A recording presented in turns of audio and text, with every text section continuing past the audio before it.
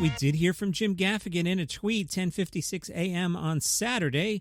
Jim Gaffigan tweeted, "I wanted to say thank you to everyone who has expressed support about my tweets. I know the bots and trolls can be scary, but the truth requires direct sunlight. I regret nothing." Parentheses, well, maybe I was a little harsh. So there you go. It was Jim Gaffigan. It was not a hacker. It was not Jim Gaffigan after eating too much ice cream or whatever might happen to somebody. It was Jim Gaffigan. Now, I noticed Friday night, around 10 p.m., he jumped on Twitter. He did 14 straight tweets to one particular civilian. It seems like somebody that he knows, but he was really going back and forth with this person. In one of the tweets, he wrote, "Val, how long have we been friends? Remember when you tweeted you just lost a lot of fans and then I did all those tweets back to you? That seemed like it just happened. I don't know. I guess, Val, I just want my old country back. Americans used to be compassionate." Some of the other tweets, a guy named David wrote, "You're dead to me, Pasty Whitey." And Jim wrote back, "Oh no, David, don't. Then you call me Pasty Whitey? That hurts me. Ow." Jim tweeted, "Your jokes have really gone downhill. Not one mention of a Hot Pocket or anything. Stick to comedy, Jim." He may have been joking there, but Jim Gaffigan wrote back, "But if my jokes have gone downhill, shouldn't I not stick with comedy?" Wait, are you the baby in the avatar? Wow, I didn't know babies could have a Twitter account. I had some fun there. A user named Don tweets, "Why would a great comedian choose to use his bullhorn this way? I miss Johnny Carson. I'm sure he felt just as negative about Nixon, but he knew his audience and balanced his political jabs. Who knows what his political views were?" Jim Gaffigan wrote back, "Don, I don't know how to break this to you, but I'm not the host of The Tonight Show. That's Jimmy Fallon." Carl tweeted, "Man, Jim, I'm so disappointed you couldn't manage to control yourself. Sorry I won't watch you anymore. Kind of sad." Gaffigan wrote back, "Not really. It won't affect me at all. Bye, Carl. I doubt you even followed me, but believe me, I care way more about the truth and decency than about whether you listen to my stand-up. Take care." You get the idea. So we'll see what happens this week with Jim Gaffigan. Seems like that's over, and I kind of missed the Sign Wars. That was fun last week, too. What a week in comedy. Some leftovers from the RNC last week from the late-night shows. Trevor Noah said, "I thought it was going to be tough for Donald Trump to sell himself for another 4 years. I mean, mostly because, we live in a plague-scarred hellscape where 180,000 people have died and we can't go to a movie or hug our grandparents.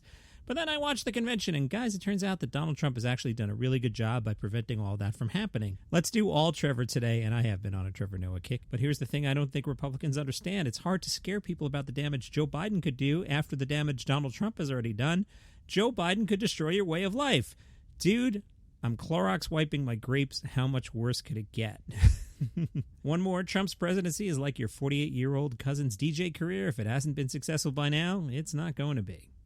All right, can we not do this? This is from Variety.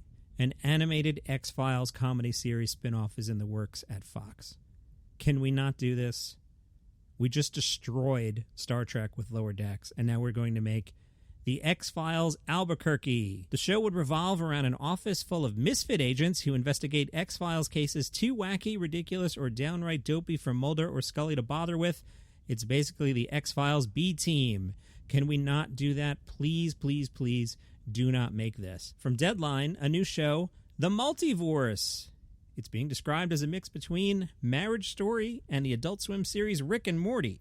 The half hour will follow the Gundersons, a seemingly normal American family dealing with the challenges of divorce. However, instead of splitting time between their father's bachelor pad and mom's suburban home, they spend their weekends with their warrior queen mother in the dangerous realm of the multiverse. That sounds not awesome. From Decider, AMC has signed content deals with multiple creators to make some true crime projects. One of the creators, Cameron Esposito. That's weird. Didn't expect that. How about this one from Entertainment Weekly? Noted villain Giancarlo Esposito wants to do comedy. He says, "I'm actually quite fun after 6 p.m. I'm so jealous of all of you who are in comedy because that's where I'd like to go and experience that feeling because in off hours, truth be told, I'm lighter than people know me as.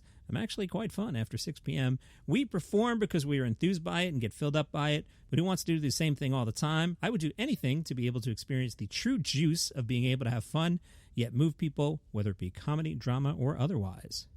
Lin-Manuel Miranda will star in an upcoming romantic comedy called The Making of. Deadline reports Diane Keaton and Richard Gere will play a pair of married filmmakers who hire two actors, played by Miranda and Blake Lively, to recreate the happier times in their marriage in a new movie. The film will be shopped at the Toronto International Film Festival next month, and they hope for it to come out in 2021. You'll watch. They're talking about making a John Belushi movie. I'll watch that. This from the Laugh Button. Talk's been around for several years about this one. Adam Pally is the current name being thrown around to play John Belushi in the film, and Ike Barinholtz to play the part of Dan Aykroyd. Aubrey Plaza would play Belushi's wife, Judith. From The Hollywood Reporter, John DeFore reviews Bill and Ted Face the Music and says the film is almost exactly as good as its two big-screen predecessors. Make of that statement what you will, while cleaning up some, but not all, of the things that might make an old fan of those films cringe today. Despite a dicey opening, the pick should please those looking forward to, and with the addition of a new generation of the duo's daughters, attract a new fan or two as well. And you missed this because it was on Quibi, and nobody actually watches Quibi. New episodes of Reno 911. Weird Al made a cameo. Weird Al played Ted Nugent, and Ted was about to go play a concert in the scene. Al walks through a kitchen, smashes a guitar, trades it off for a real gun, then walks on stage and aims it at the audience. Oh my. And apparently, Al's interpretation of Ted Nugent is pretty spot on. But that's on Quibi, so you're not going to see it because no one has it. That's today's comedy news. Subscribe on Apple Podcasts, Google Podcasts, follow on Spotify, and tweet at Jim Gaffigan. See what he's doing. See you tomorrow.